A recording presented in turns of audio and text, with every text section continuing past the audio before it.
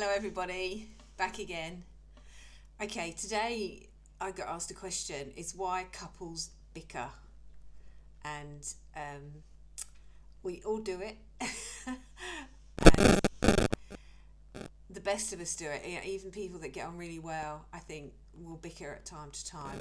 There is a saying that says bickering is about low grade warfare.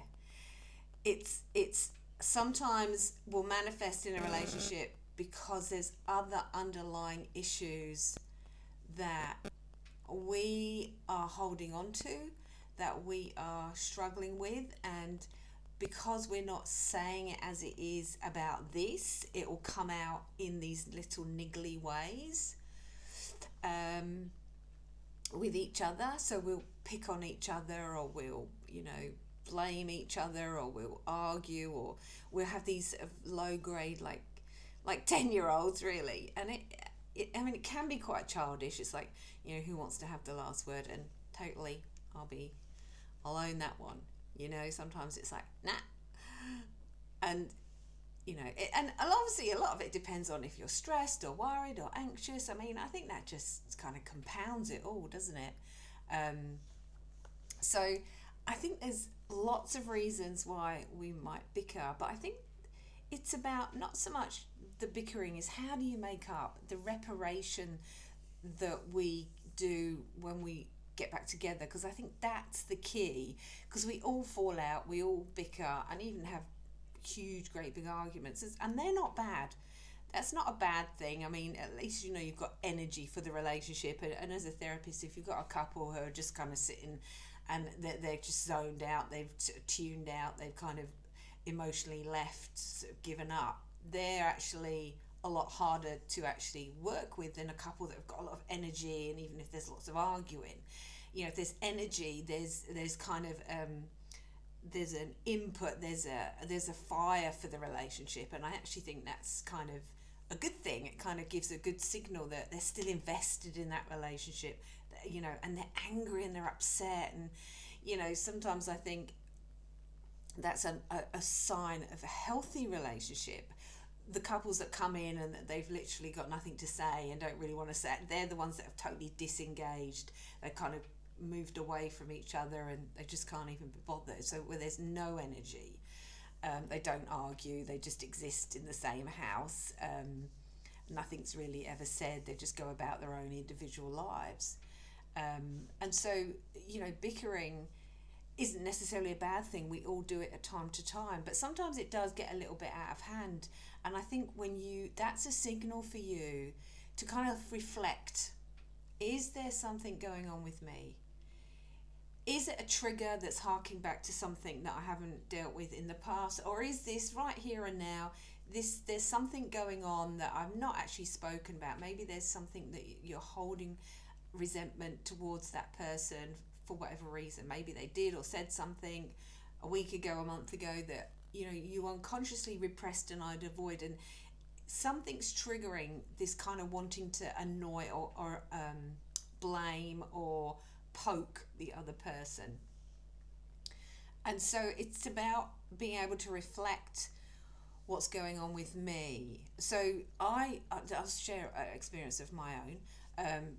I went to the shops, and we were both in this big shop, Officeworks, and he was going there to look for something, I was going there to look, and I was just looking around waiting for my husband to finish what he was doing.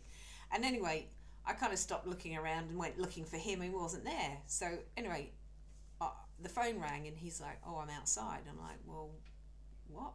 Anyway, I had something to pay for, so I was queuing up paying for that. I went out, I said, oh, why?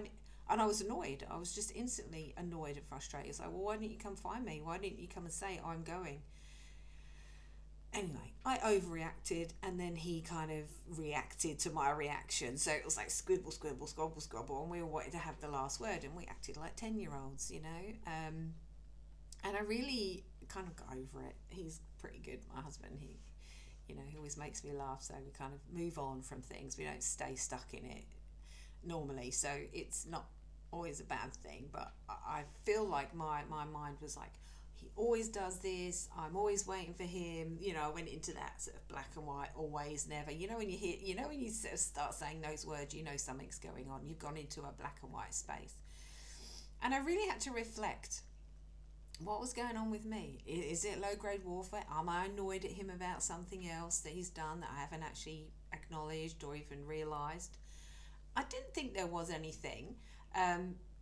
I felt like there wasn't anything that I really had got holding on to in regards to him and how I was feeling about him. And somehow I kind of thought, well, maybe it's a triggering of an old wound, maybe feeling like I was the one doing all the watching and waiting and following. Is that something that happened, to me when I was growing up, where I always felt like I had to be super aware of where that person was, mother, father, in case I got lost. I know I was terrified of being lost. I got lost once. Me and my sister got lost. It was actually quite terrifying for me and her. And that fear of being left behind, that fear as a child of, I don't know if you've had any experiences of that growing up, where you found yourself alone, terrified, not knowing where your caregivers were. So maybe there was a bit of that being triggered. So it doesn't really matter what it is. It's about you being able to reflect on what was happening, what was going on for me. Reflection is a skill and a key, because we often don't give ourselves the time and energy to go, what was going on for me? What was I thinking? What was I feeling? How did I behave? Well, I reacted. And I got really short with my partner, and like, oh, what were you doing? Why didn't you let me know where you were? And to be able to, maybe not in that moment, but maybe when you've settled down, had a cup of tea and got home, and you're like, what was going on for me? And I think that is a great skill that you can develop and get better at. And I know I have. At one time I would never have reflected, and whereas now I'm like, okay, so what was going on in my head? What was I thinking? What was I feeling? Was the feeling a triggering of fear? Where is he? Even as an adult, we can, that emotional fear will get triggered. And so give yourself some time just to reflect on what is going on with me. Is there something else that I'm annoyed about or angry or feel hurt about? We talk about the bricks on the wall. Have I put a brick on my wall that I haven't actually acknowledged?